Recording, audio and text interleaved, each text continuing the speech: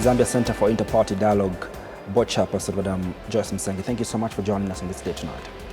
Thank you so much for having me, Andrew. I'd like for us to begin off with what your comments are on the current political temperature ahead of the elections. Well, Andrew, you know the temperatures are always rising during a time such as this. You have a lot of politicians talking at each other as opposed to talking to each other. And this is why you have Zambia Center for Inter-Party Dialogue. Our role is to try and to provide a platform where political parties can dialogue. So we are hoping that we can organize such a platform just before elections so that the political parties can dialogue on many things. I know a lot of people have said Zambia Center for Inter-Party Dialogue, why haven't you done this bringing together all political parties? But you know it's a process, Andrew, because you have to have an agenda that you're going to discuss. We've had in the last maybe almost 1 year engagements with all the political party presidents. We have a few with whom we have not yet engaged, and we had a roadmap. And that roadmap had issues like the constitution review, delimitation, electoral reforms, all these things that came up earlier in the bill that has been passed. That was our roadmap engagement. And we have, at that time when we engaged the political party presidents, the positions that they held. Many of them, of course, told us that they didn't think it was the right time to have the constitution review, but that is water under the bridge now because it has been passed. Last week, the Commission did meet with various political parties to discuss the roadmap to the elections. Yes. There's so many issues that came out of that particular consultative meeting.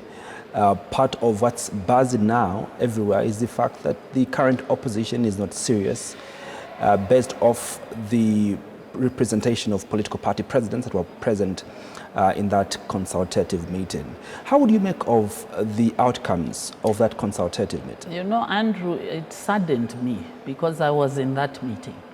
And a lot of good things, a lot of discussions, a lot of issues were raised by party presidents. And then we had the little drama that you saw. I don't want to disown anybody. They are all our members. But I think there is one that has been trading with, you know, that noise.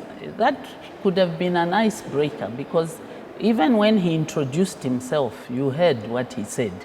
He was not the political party president. I think we have to look at the party presidents, those ones who came with serious issues to engage ECZ, and were not even shown. You know what overshadowed that good meeting was that few glitches that we saw. So for me, I think it was a good meeting because I was there.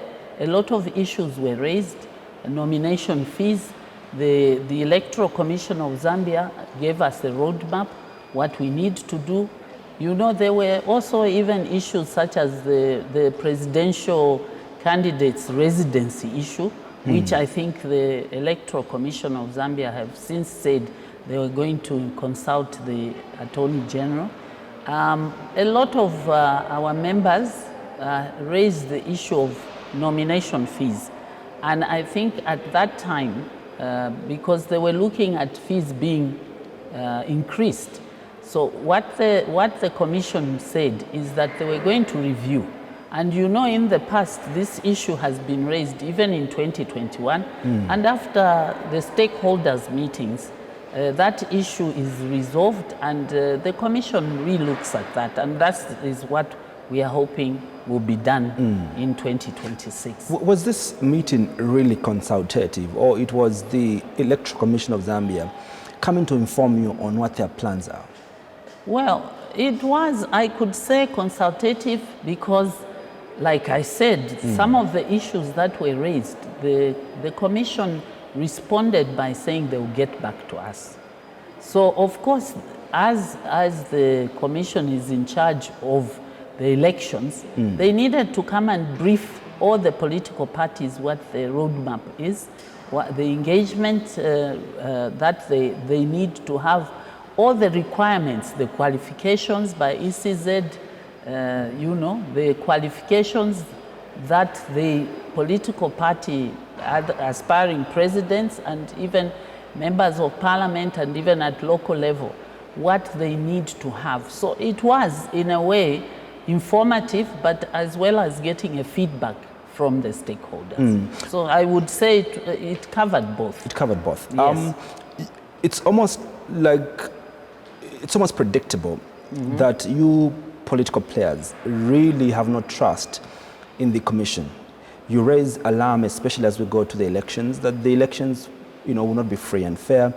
The elections have already been rigged in favor of the ruling party. From your perspective as the Zambia Center for Inter-Party Dialogue, where we stand today, would you agree that the electoral process leading into the elections on the 13th has been transparent, has been fair, and has been all-inclusive? Well, from my personal opinion, I will, before I bring the ZCID perspective, I think for me, I find it very, very interesting that every time there's an election, there is the talk of rigging. And yet, if you look, Andrew, we've had change of government.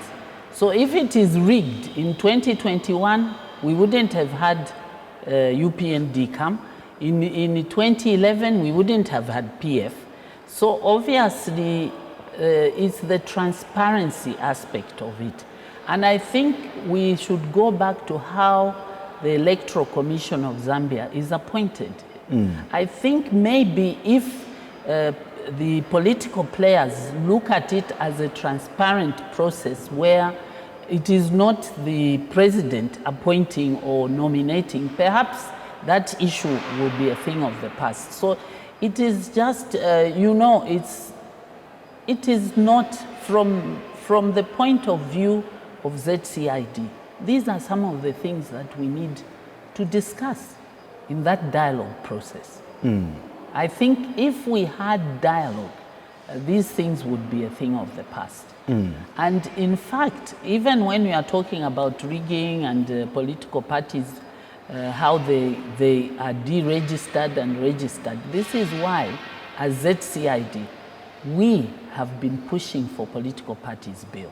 Because we believe that will cure that mischief of the allegations and the suspicions that the government is doing something. Because you will have an autonomous, or should I say independent organization that is going to register and regulate political parties. And regulate political parties. Yes, but fortunately, I think you must have heard that the Constitution Court did say that this bill should be enacted in 12 months.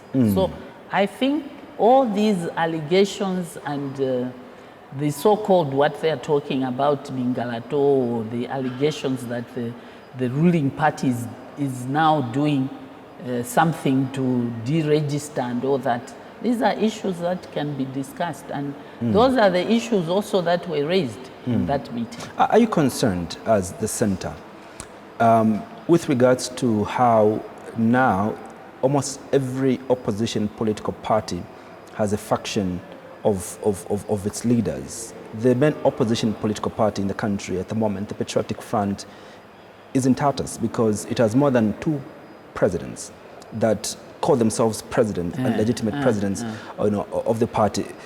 The NDC, I could mention, you know, so many political parties here. Yes, is the center concerned really that this is happening in the political space? Definitely, because we are looking at political parties who are in the opposition as governments in waiting. Now, if there is internal strife within those political parties. And the allegation is that this internal strife has been brewed by or sponsored by the ruling party. This is what I was raising to say. once we have the political parties bill, this issue of saying there's interference will be a thing of the past. It is very sad because I will tell you, one of the reasons why we have not yet gotten to the Summit of Presidents, which is one of the highest structure in ZCID, is because we have not been able to engage like the Patriotic Front, which has, of course, a large number of members of parliament.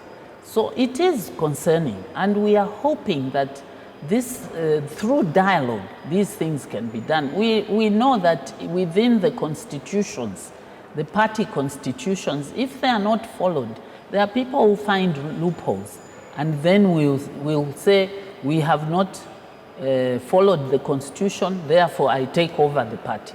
You saw what happened in Patriotic Front. There was supposed to have been elections, they weren't being held. So when you delay the processes that you yourselves have put in place as a constitution in your party, these are some of the outcomes. You also saw, it wasn't just PF. Recently, we saw somebody in UPND claiming to be, a president, and that the president had not gone to seek his mandate. And not so long ago, we were here witnessing the assembly where there was the process, the internal democratic process that produced the presidential candidate and also the national management committees. So for us as ZCID, we want to appeal to all political parties to say this issue of you not following your constitutions, your party constitutions, is a problem because it's a compliance issue. Yeah. The long-awaited delimitation report was released last week. Yes. With 70 new constituencies spread across 68 districts of our country. What does the Centre make of the outcome of this report? You know, like I said, Andrew, delimitation was on our engagement roadmap when we were engaging the president. So for us, we believe that there was a fair distribution, except, when the process is not open. Obviously, not everybody, they talk about democracy, that everybody speaks and nothing gets done in democracy. So there needs to be a leadership in some of these things. So I am saying, now it's water under the bridge. Let the political parties look at what is there on the ground, the new constituencies. And for ZCID, and for me personally, as a woman, I would encourage all political parties to adopt many more women in those constituencies. Because we have been talking for a long time, even through ZCID, about the increase of marginalized people, women, youth, persons with disability. We have an opportunity in those constituencies. Of course, in addition to that, we have the proportional representation, the mixed member, which will add new members at the so you have no issues with the 70 new constituencies and how they were spread. Eastern Province and Southern Province have the highest constituencies that have been allocated to them. You're not concerned? Well, we as speaking as a Secretary General of the party, I'm saying perhaps if people knew how the criteria, because people were crying to say we want to know what the criteria is. And we had an engagement meeting with ECZ. They explained when we had the announcements. I think, in any process, not everybody is going to be happy. But once it has been done, it's water under the bridge. Let's run with it. You are given a right to petition if not happy with the report. Yes, so let those who are unhappy But is the centre The happy? centre is, you see, the centre is an umbrella institution. Political parties have their spokespersons, they have their secretary generals. We are not spokespersons for political parties. But what are sentiments of political parties in regards to this report? I am sure you've heard on the radios and all that they were saying how did it before. But right now, I think everybody now is saying, well, it's done. Let's get on with it. And I think that's the only way they can try to take advantage and benefit from those. I don't know. Obviously, those provinces which had more constituencies are very happy. I'm sure Lusaka would have wanted more, but we don't know the criteria that was really used.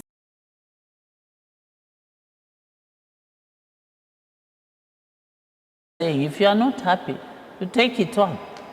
But the center does not do that. We are not a spokesperson for political parties. We are an umbrella organization, and political parties are our members. So we encourage all the political parties to speak, because you know, if you have to gain consensus in an institution like ZCID, we speak after we have debated and we have come up with a consensus. The reason for why I asked that question was because in the build-up to us amending this constitution, there were a lot of squabbles. Yes. Consensus wasn't reached, especially from the side of opposition political party players. Political party players were not happy with how the process to amending our constitution was done. And one of the biggest issues that they raised was delimitation. Yes. And initially the allegations that came about were that the ruling party, there was gerrymandering. The ruling party wants to create new constituencies in areas where they are strong. And I ask from that context, that from the report that we have today, do you see the fears that political players had, or perhaps the fears are gone because of how well the report was done? I can't speak on behalf of political parties, individual political parties, but I see that there are others who have welcomed, and there are others, of course, who are not happy. Like I said, in any process, you are never going to get 100% unless you are in charge. Otherwise, you are always going to start accusing people that this is what has happened. And like I said when I started, that, for me, I am looking at this rigging and all that we have since had government changes. We have last year, the last elections, we had a new administration. In 2011, we had a new administration. In 1991, we had. So obviously, something is happening, because for me, I look at the actual players are the voters. You can play around with everything so people speak, but ultimate, it is the voters that are going to give the outcome. You earlier mentioned of the fact that part of some of the constitutional changes we're going in this election is a mixed member proportional representation that brings about 40 new vulnerable groups, 20 women, 15 youth, and 5 persons with disabilities. Are you happy with how the quota system has been spread in terms of the vulnerable groups? Nobody can be completely happy. It's a step in the right direction. We have to start somewhere, because at least it gives the political parties, through that party list, some members that they are going to nominate to be on that list.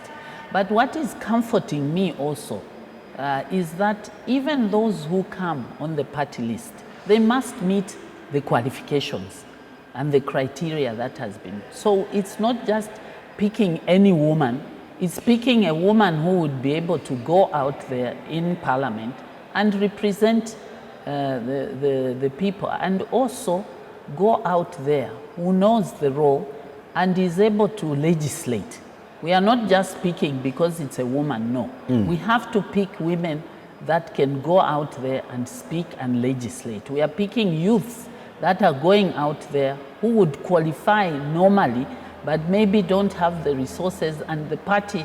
The good thing is that these ones on the nomination in that PR system, the party is the one that is going to campaign, and it's linked to the president's vote. How aware are your members, the political players, ahead of these elections in terms of these new constitutional changes? Yeah. Are they aware of what is expected of them as we go to these elections? Because with, like you rightly mentioned, the quota system, the proportional the mixed member proportional representation is not only at parliament level but also at local government. At local government level, yes.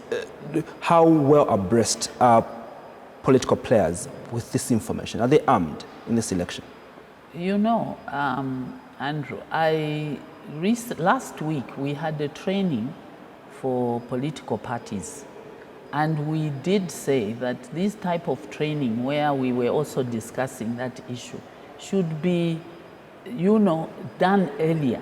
So immediately after the constitution review, obviously political parties, if you are a secretary general, you have to get interested so that you can at least, you know, disseminate that information.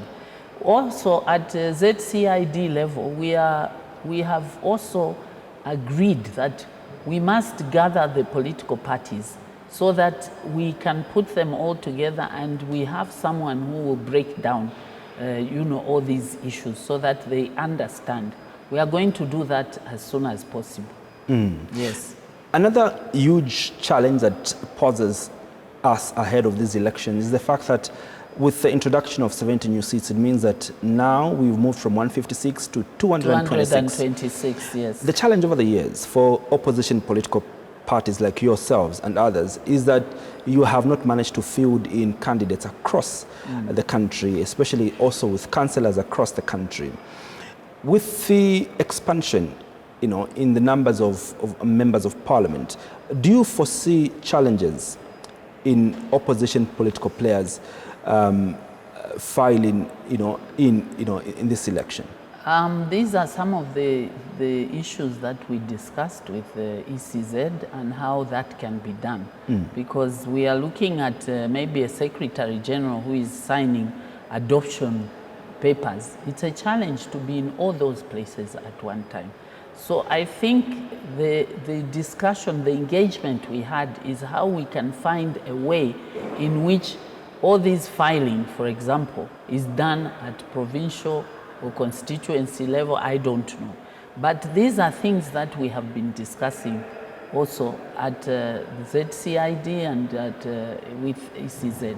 In fact, ZCID is going to engage the ECZ very, very soon. And I must say, Andrew, that any time we have requested for engagement meeting as ZCID board, we do get a meeting with the ECZ. It is an open door policy, like they said. We don't have challenges to get to engage ECZ. And that comes from the mandate of our members. Because you see, I am on the ZCID board as a chairperson for Forum for Political Parties outside Parliament. And you know that as we are going into elections, there possibly could be a new board structure. Yeah. But these are things that we have been engaging in. And when we have an opportunity, on our platforms, it's not only when we meet, but information is disseminated on the platforms. It's an interactive platform called ZCID, interactive platform. So FPP platform and the ZCID platform, a lot of information also is disseminated. And I know that ECZ also has their own platform where they disseminate information. And if there's issues that come up, the political parties can come, our members can come to the secretariat and say, can you please help us with this. What is the position of the centre with regards to the nomination fees that have been set for the elections? Like I said initially, is that they have been revised upwards, and we know that the last time when the stakeholders made some submissions, they were revised downwards. So this is what we are hoping is going to happen, because we know, like for members of parliament, for women, it's a challenge. Some of these prohibitive fees can stop them, can challenge them not to participate in elections. So we too are waiting, and we have said on our platform, we are going to engage ECZ. But ECZ said they were going to look at it, review, and come back to the political Obviously, you have your own recommendations as a centre.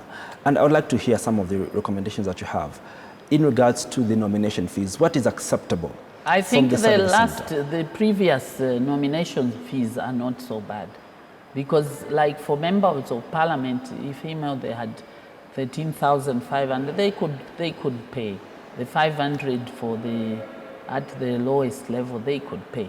So I think if we look at 2016, if we had the same, maybe raising a bit. Of course, there are other schools of thought who believe that we must raise the presidential nomination fees upwards so that we can have, sanity at that level. Would you agree with that school of thought? Especially at a personal level? Especially with what transpired last week. At a personal level, yes. And also, what transpired last week, it is concerning for Zambians, because they are saying, are these the type of opposition leaders that we have? But that was not the opposition leaders that came. We had serious opposition aspiring candidates who came to the meeting to engage ECZ and to receive information. So there was even Are you saddened as a centre that what came out prominently are not the issues that were discussed, but were those... No, but ECZ has resolutions. There were resolutions that came out of that meeting. And I think as, media, take an interest, and maybe the ZCID will deal with those resolutions. ECZ, on the ECZ platform, I'm sure, I saw something even in the papers. Yeah, the resolutions. I'm saying, are you saddened as a centre? Because what came out so prominently is not the resolutions. What came out so prominently was that it was a bunch of... This is for you who are in the media. Social media, you can't stop them, because we want to have serious conversations. And obviously, the small glitches did not overshadow what we had. The serious issues. Unfortunately, it did overshadow in the eyes of many Zambians, because what they were exposed to is what was on social media. So, do you think for us as ZCID, that was not our takeaway? It wasn't our takeaway. What was your biggest takeaway?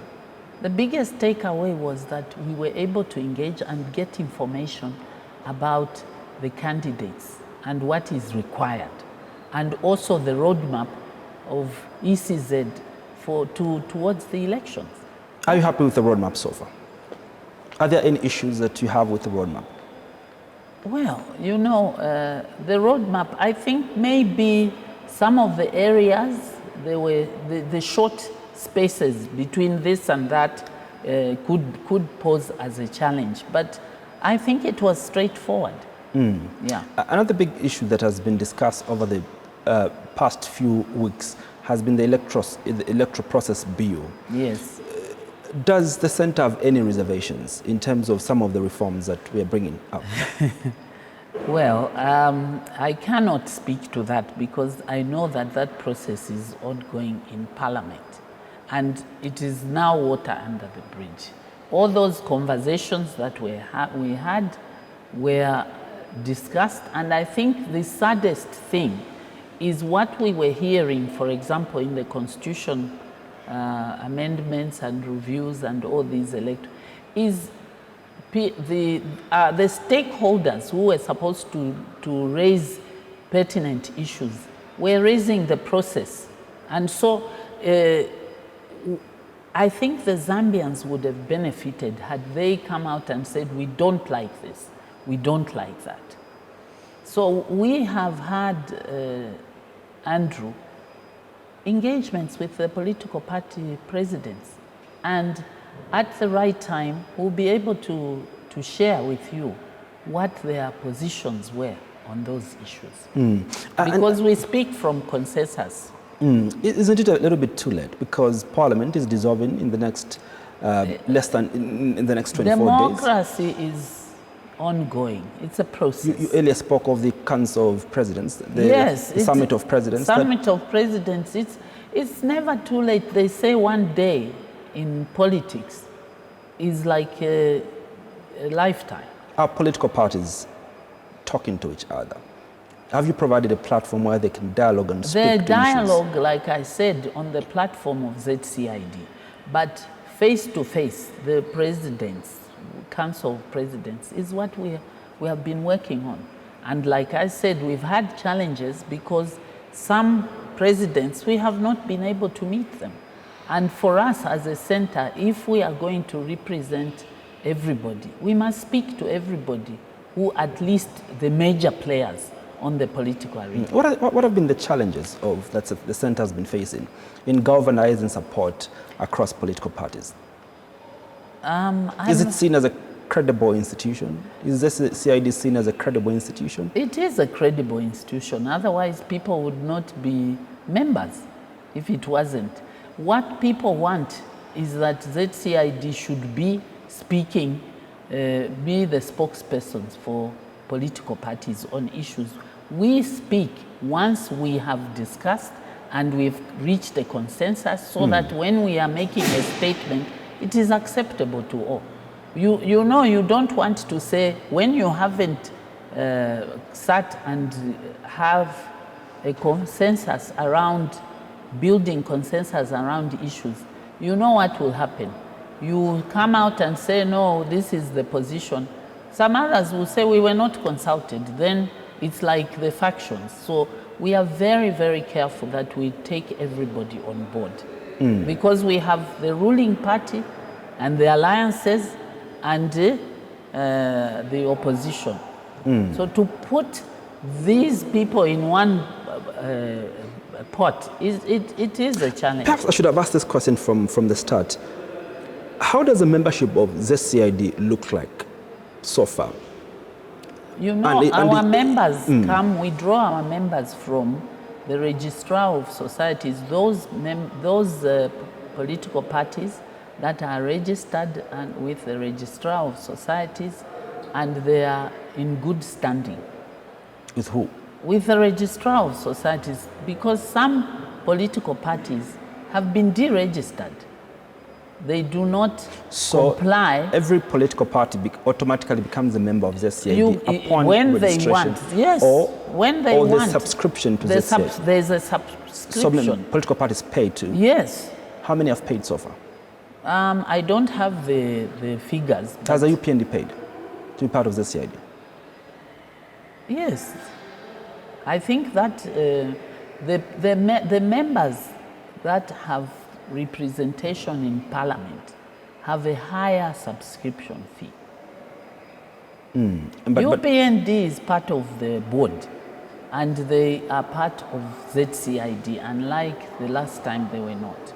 So all the members are part of the ones in Parliament and those outside Parliament. And we encourage our members to pay subscription fee. As you know, ZCID is a grant-aided institution under the Ministry of Justice. So we would have loved to have more members pay everything at one go. But you know, some members have challenges, but we encourage them to pay. So technically you speak for members that are paid up members? Yes, that are our members. Yes. Does the center have a position over what has been discussed over the past few months, I think close to 2 years now, that opposition political players must unite, fielding one candidate that must go head-to-head against the ruling party, the UPND. Does the centre have an opinion on that? We are not, like I said, we are not the what should I say, headmaster. Political parties are only affiliated. They are our members. What they do in their own internal political parties is not up to us. I know that the last strategic plan, there was a submission that perhaps we should not limit ZCID only to inter-party dialogue, but also intra-party dialogue, because that's not our mandate. We are not there to have the intra-party dialogue. So this is one area I think that everybody feels when we review that we must also include intra-party dialogue. And if we did that, perhaps that question would be relevant. Because we need to, we are bound by the deed, the trust deed. And so we can't just wake up one day and say, now we have to have intra-party dialogue. Yeah. The hallmark of our democracy, especially on the part of you political players, is freedoms of speech and freedoms to associate. Do you feel as a centre that the 4 to 5 years of the UPND government, they've created an enabling environment for political parties to mobilize and to associate freely as and when they want? It is not for ZCID to feel. Like I said, you speak for political parties because part of the major complaint. Yes, we speak for political parties, but Andrew, remember that we are also with the ruling party, and they are saying the freedoms have been opened up. Yes, the other side is saying that you've been gagging them too. Yes, the other side is saying that. So I think that. But you see these things happen. You see when political parties go to police to request that they should hold a public rally, they are denied. If we have to speak on that issue, many times we have issued statements with regard to what is happening. If there is violence, if something like that has happened, normally you see a statement from ZCID. They will issue a statement on that particular issue. But day-to-day running, we cannot do that. Yeah, I think that the political parties themselves have been speaking. They've been speaking, and some of these things, like I said, but are these issues we that need have been brought? Dialogue. We need to speak to. We need to bring all the political parties together so they can speak. That is the role. Speak and raise these issues. I know there are some political parties that have actually written to us and say, please, can you organize this event? And we are doing that. We are doing that. And I don't think it's late, because now, look, even these meetings that we are having here, it's not too late. We are working towards that, because we need to have a platform where the political party presidents, including the Republican president, can come and talk, just like it happened in 1991. So this is the platform that we are looking at. And obviously we are looking also at how we can finance this particular event. But it's not something that we've thrown aside. We want to still be able to do that. Along the years, we've been talking about the public gatherings bill. Everything was done, and we were hoping that now it was launched at Legacy. But so many months later, we hear that no, it's still being looked at by the ministry that is responsible for that. Now, it becomes very difficult for us to speak on issues like that.